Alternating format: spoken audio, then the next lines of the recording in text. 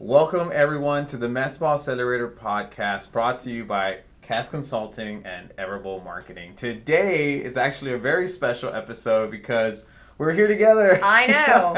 It's so 1 year awesome. later, it's also our anniversary, It was exactly a year ago that I called you in a panic. Yeah. And you were out of the country, so I was like, I need you to do this today. But and we delivered. Yes, you did, actually. Yeah, I don't know.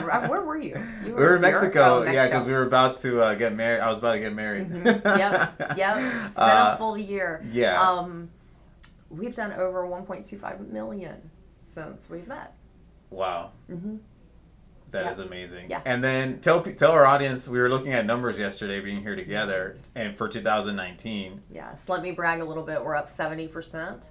We did add a new location, so that kind of growth was hoped for, but that's tremendous. Last month we did a 40% increase. Yeah. So 70% this month, and we hit $200,000 record month for revenue. In a month, yeah. Mm-hmm. So you guys are breaking records. That is Yes. amazing.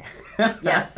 So we have a very special episode for you guys today, aside from obviously us being here together. But we're going to talk about sales. We've been talking a lot about marketing recently. Cassie's here, and that's obviously one of the things that she thrives at. That's how they're able to do so well, right? Love it. So today we're going to talk about the 4 excuses that patients give to not buy, Sure, objections. Objections, right? And objections, I learned objection handling outside of this space, and I learned it with a much smaller ticket price. Yeah. So this is an interesting. I've learned a lot about objection handling since I've gotten into the med spa space, and I don't even like to call it objection handling anymore. I like to describe it more like helping clients with their excuses. Yeah. And I think that there's a way to point out, excuses versus valid objections. For sure. And find those with the patient and work right through them. But I've found in med spas,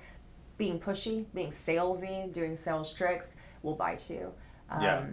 Yeah, I think that's something we discuss all the time, and I know it's like one thing is like being not always like not just focusing on the price, but also focusing on the treatment. I know there's some gray areas Value, there. quality. I know, I hear objections all the time ranging. Yeah. I think that the thing that people call me the most about, like, oh, how do I get this objection off the table? I hear it so much, is the husband thing. Yeah.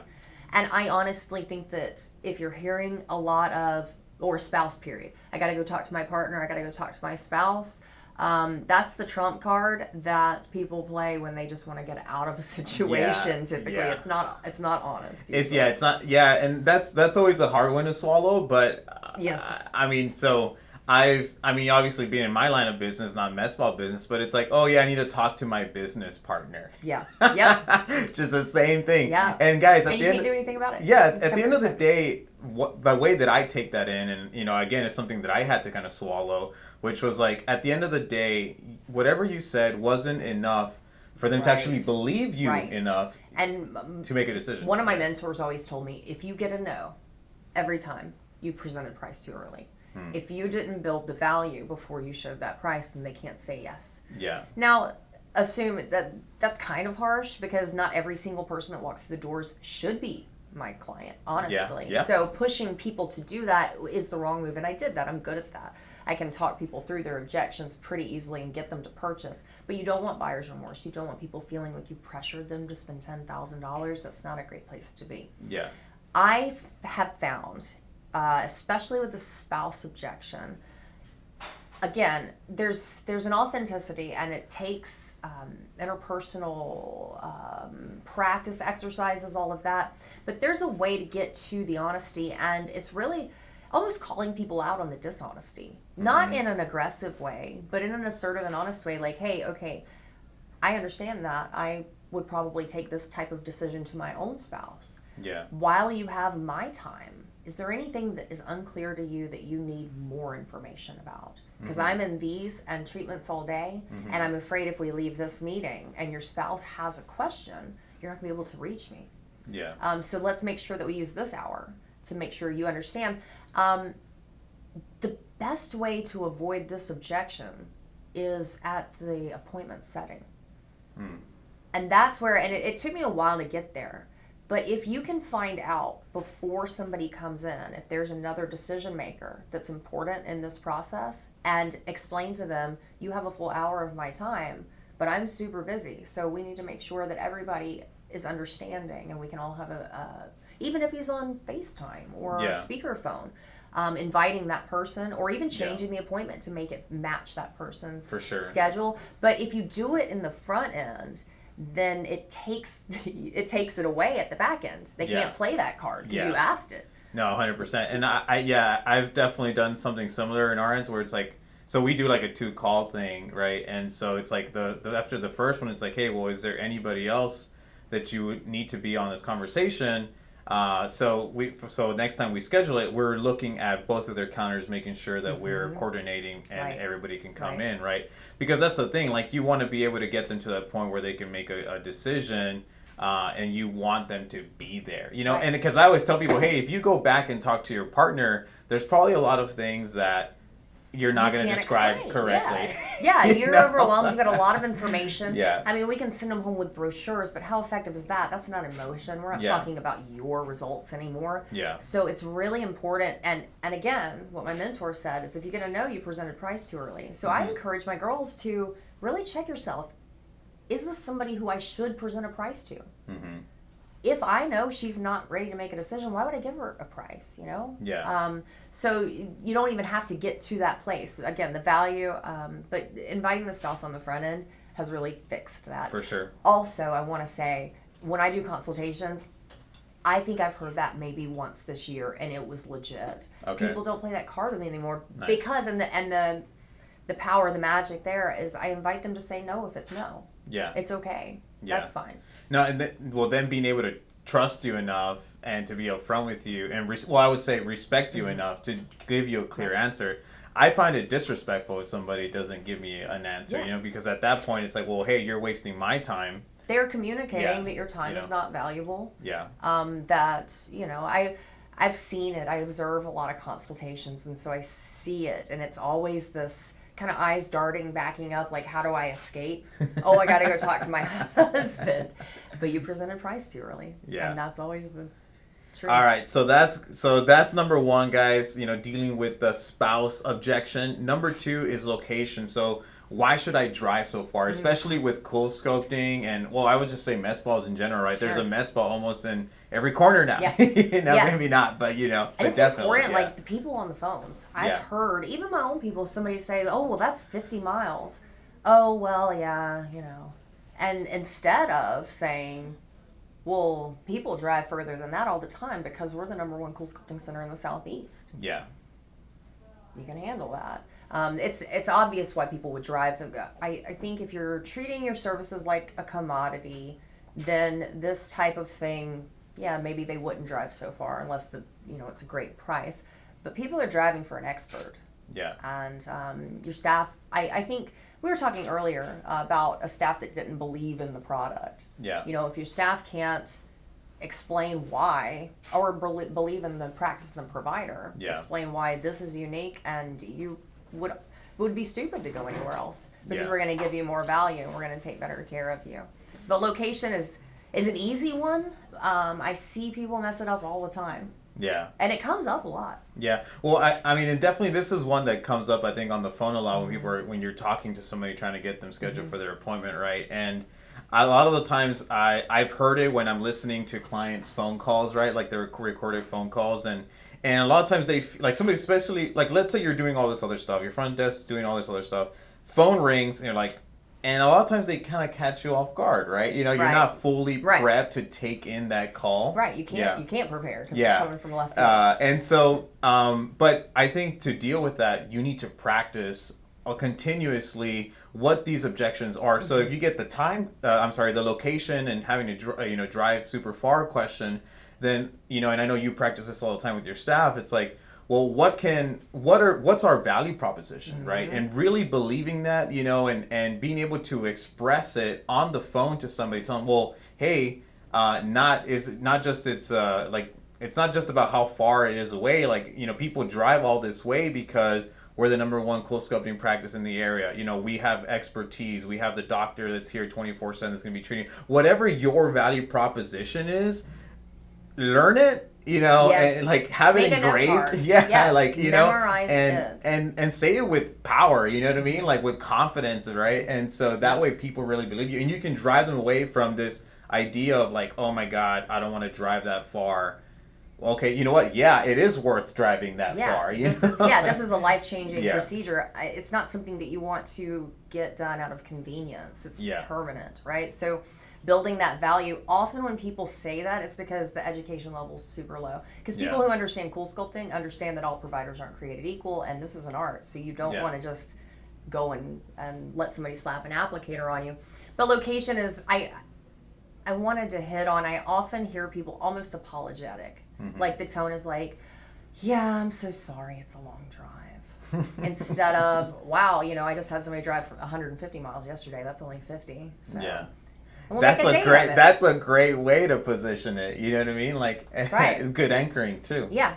Anchoring sales concept. Uh-huh. So that's good. Location number 2. Number 3, time, right? So scheduling and getting people scheduled, making sure, well, not just scheduled, but then also like when you would perform their treatment. Right.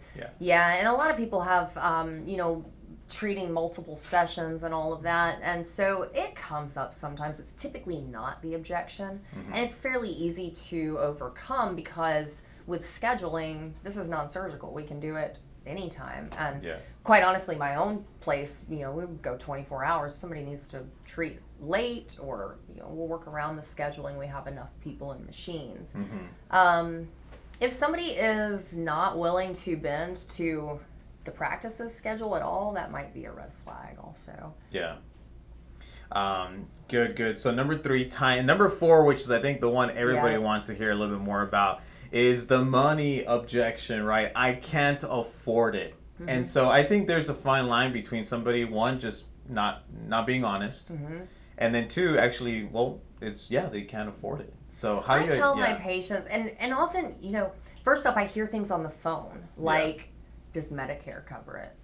And it's like, or Medicaid, or insurance. And it's like, they're speaking about, like, obviously there's no level of knowledge here. Like, they're speaking at a very low level about this procedure. So oftentimes people ask about money over the phone. So I'm talking about over the phone. People will ask about money because they don't know what else to ask about. So I'll invite people in, even though you might get like these red flags over the phone, like maybe this person can't afford it, and oftentimes they can't. But to make a judgment before they come in is the wrong move. I always tell people I'm good at cool sculpting treatment plans. I'm the best. Put my treatment plans up against anybody. I'm also good at helping people budget this. It's permanent. It does not have to be done all at once. Yeah. And we have plenty of people who are on payment plans. What can you afford? I love that, like, I'll spend your money like it was mine. What can you afford to spend? And I'll make sure that we maximize it. Yeah. So there's a lot of different ways. I think that oftentimes people also use the I can't afford it because sometimes there's a little sticker shock. Like, I'm not going to spend that kind of money. But sometimes it's just again, price was presented too early. The value's not there yet.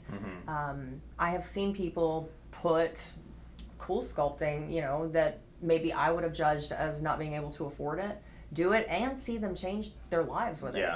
I had a client once that was a little judgy about this one. Like, she was spending other people's money, and I think that's a bad move. Again, open-minded. We were talking about that earlier. Yeah. No assumptions. Open-minded. If somebody can't afford it, I think it's an excuse. Yeah. I think if somebody wants it, it doesn't matter if it's $1 at a time. They'll make a way. They'll find a way to do it. And I think this one, there's obviously circumstances where somebody can't afford it, right? It happens. But I think a big part of this too is that, again, going back to number 1, it's like you haven't built enough value. There hasn't been enough value to outweigh the cost. Right. I had a cool sculpting tech that would come out of consultations in about 25 minutes. She didn't sell anything over like $2,500 ever. Yeah. Because she was selling a commodity. Yeah. Sure, I can treat your chin because she felt everybody could afford the chin. So people, I see this so much. Professionals put their customers in a box.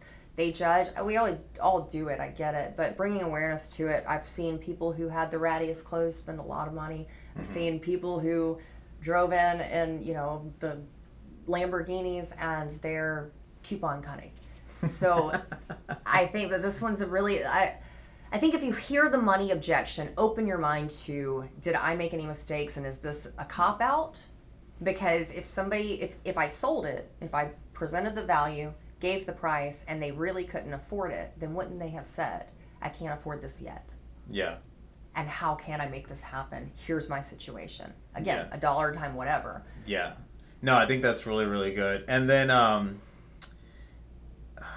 I think part of that, something that I always like to tell my clients is that, I think it depends who's doing the presentation of price, right? Mm-hmm. But I think one of the biggest downfalls people have is that they present price, but they don't approach it with the confidence that is needed to present a higher ticket package. And I think that's why a lot of the times people just end up selling the $1,500, the $3,000 packages, mm-hmm. low volume packages, because it's a lot easier to sell a lower package than it is to sell $5,000, $10,000, $20,000 Here's what package. you get. Yeah. When that lady was in selling $2,500 packages, I didn't have one person come back to treat another area. Yeah. Because she didn't build the value even then. And a client I know would rather spend $10,000 and get $15,000 in value than spend $2,500 and feel like they didn't get that and wasted it.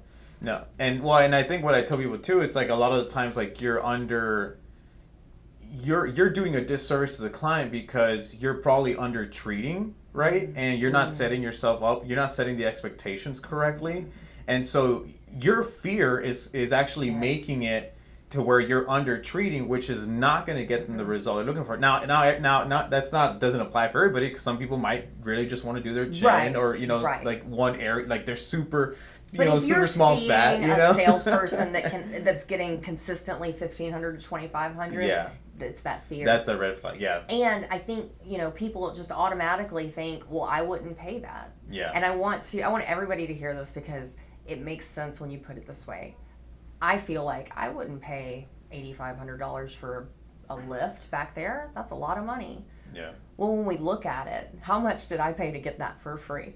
Right? Yeah. Like all of these girls in here that went to school and put their lives on hold, and all of your nurses and all of that stuff. So it's like sitting down and looking at somebody thinking, I wouldn't pay it. So it'd be like, put it in perspective. Like, we really paid more for our procedures than anybody else. We come to work and spend 8 hours a day to get these procedures. Yeah, for sure. So a lot of people would love to be able to just stroke a check and get it done. Yeah. I think with the I can't afford it thing, if it's honest, then there's a way around it. Mm-hmm. It might take some time, but I tell my clients I'll be here doing cool sculpting forever. So if we do it a little bit at a time, that's fine. Yeah. If we do it all at once, we get a great price. I think in the price presentation, it's very important to guide and not just leave open space where they're doing their bank accounts and moving things from IRAs and trying to figure things out. Give them a clear direction. And so when I present price, I always present my 3 options and let people know, don't be stuck in these boxes. This is your treatment. You can take a little bit more or whatever.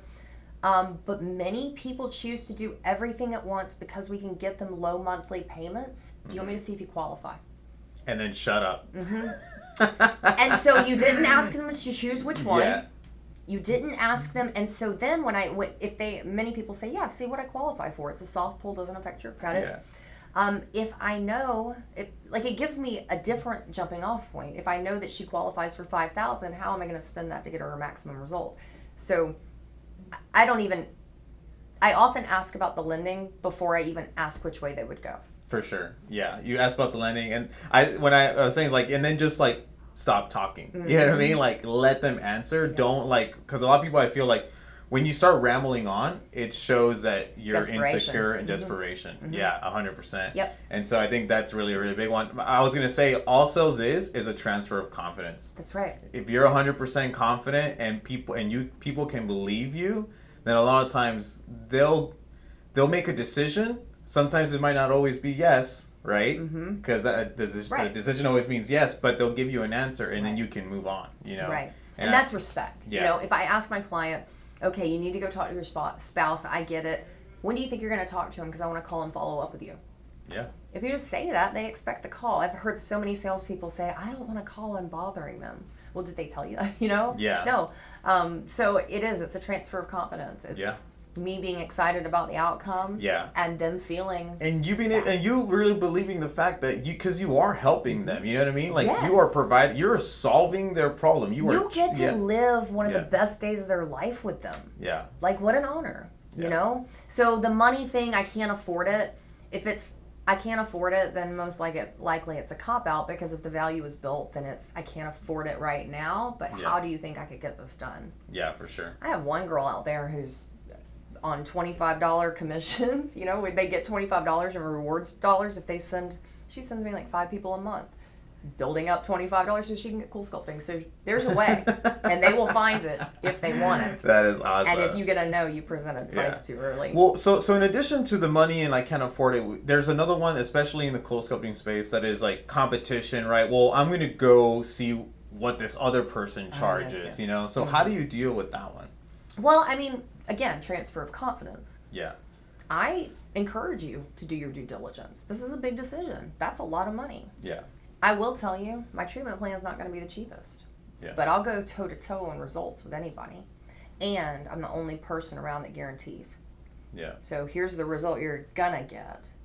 And if it goes wrong and you've done your part, then we'll treat again. Yeah. And again, guys, building that value, because everything she just said right there was her building that value. And me saying, I'm confident in my results. And if I don't get a great result, then I'm going to stand by you. I'm not going to abandon you. This is relationships. So something that I've been recently saying on some of my calls when I'm bringing some clients on, after I pitch price, is I tell them, like, listen, I give them a reason to take action, right? And so I incentivize them, but I'll tell them, like, hey, I'm 100% confident that I can help you, right? And I want to reward you for taking action. But here's the thing, I can't help you unless you become a client. That's it. You know what I mean? Like, so until you give me a decision, like, the takeaway. I can't help you, right? You know what I mean? But I want to help you. I'm 100% I can help you.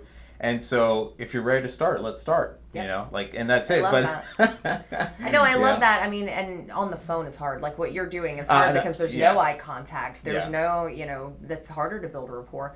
Yeah. But, So the treatment plan somewhere else thing, shopping around, Yeah, I tell people, go. And I always tell people, think of these things and rate them in order of importance to you.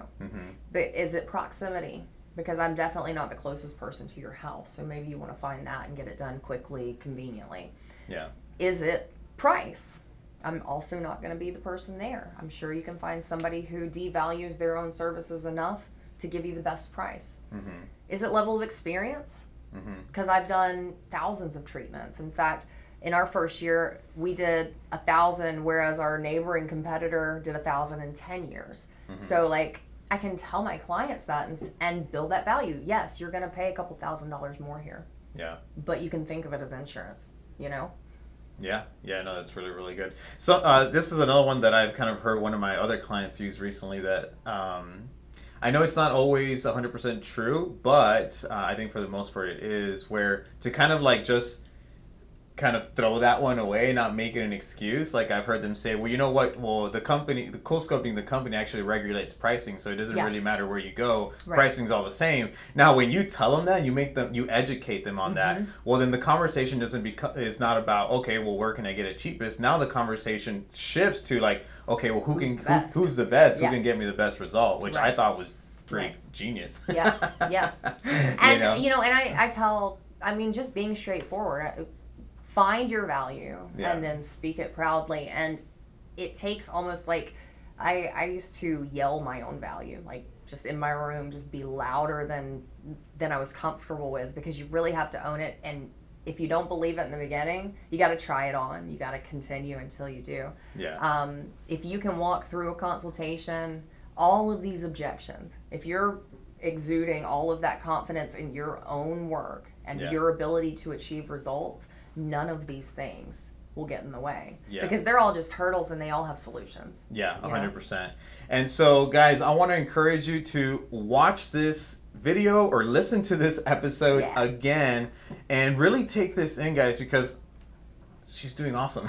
Yes, like we are. It's yeah. a team. It's definitely a team effort. But I have got a lot of people who are working really hard on getting better at these things. Yeah. It's like when you're working on sales and you find you heard somebody use the spouse card and you knew it was bullshit. You know, how can I practice so that doesn't? Where did I go wrong? Was I slouching? A lot of times, like, was I presenting body my language. confidence? Yeah. But you'll get better if you assess and dissect your own performance. So look at these 5 things. See how often they come up. That was spouse, location, time, money, and competition. Yeah. And if you have any ideas on how you handle them that we didn't cover, shoot let them us my know. way. Yeah, that'd be awesome. I love talking sales with people. Yep. Well, I was just gonna say that, you know, something that I think is really great about you guys, and you know, it's like me being here with you all, like on Friday. Like, so today's Saturday. Yesterday was Friday. They had 4 consultations for close opening, I think, or was it 3? No, it was 4. Yeah, 4 consultations. You guys went 4 on 4. Yeah. You guys had 100% close rate. And averaged over 10,000 apiece. And so it was a great day. Yes, it was. It was but what I pointed out was it's not super busy. Like, we got to sit around with these clients because they're high value clients. I get to spend all of my time and attention on them. Yeah. And that's what they value. Yeah. I can get the same result at the end and have, you know, a better relationship. Yeah. And somebody see a different thing. So no, I think that's golden. And one of the things that I tell the clients that I work with is that it's not so much about obviously like the quantity of people you can come in, but it's like the quality, right? And so part of that means like, what is that average sell value? Because I rather see less people, give them more attention, more of my time, and make them feel really, really good. But it's a bigger like package, right? Versus seeing a ton of people and it's just $1,500, $2,500. Yeah. And so at the end of the day, they're not going to get a lot of my time. I'm not going to be able to give them the attention that they deserve because I have to run a business, you know? Like, like I mean, at the end of the day, it's the reality of business, right? You know, you're trading time for money and to an extent. People equate busyness with success, and that's quite often not the truth. For sure. If you have a down moment, then looking at objections and how to more thoroughly, you know, like taking the stuff in the middle will help you find those patients. This is great. Like these 5 objections that we listed, listening for them and building awareness around them, just identifying them, not even finding the solution yet, but I heard the spouse objection. There it was. Listen to the different ways people put it. Yeah. You start understanding people and, you know, all of those nuances and subtleties more and more. And if you can be a student of human behavior, then you will never have a problem, you know, selling. I don't even like that word. It's solutions. Yeah, providing solutions, solving problems. Yeah. That's all sales is. And that's what I tell people. Sure, yeah. But it's solutions. Yeah. No, I think that's really, really good. Well, guys, I hope you enjoyed this episode. And if you've been following us on social media, then you have seen that part of this little setup here is that we were actually recorded a workshop with Cassie doing some sales training on the anatomy of the perfect consultation. So we're going to be releasing that soon. If you guys are interested in getting access to that workshop,